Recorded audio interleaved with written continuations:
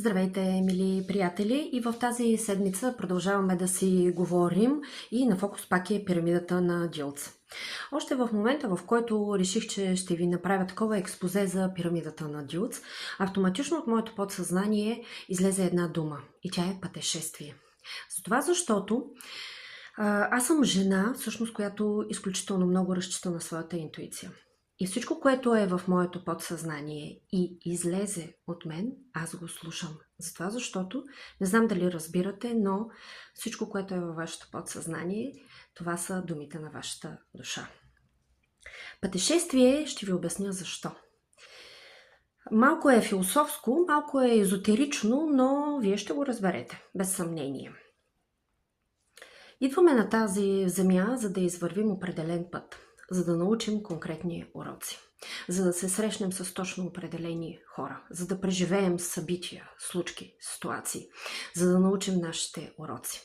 Но всъщност, скъпи приятели, пътешествието на нашата земя е свързано с едно много важно събитие.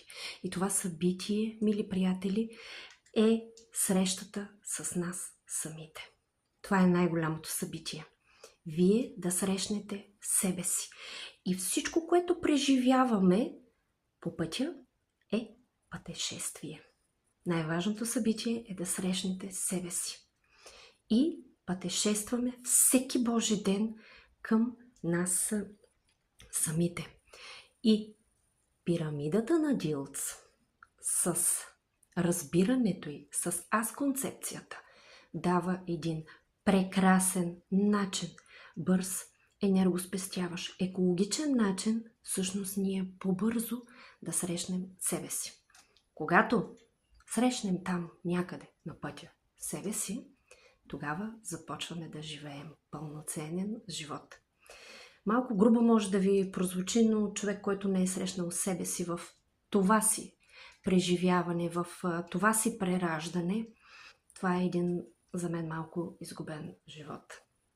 С вас е Ваня Йорданова, коуч, констелатор, треньор по личностно развитие в сферата на себепознаването. Следващата лекция, следващото видео ще ви говоря за второто логистично ниво в пирамидата на Джилц. Желая ви един лек, успешен и приятен ден!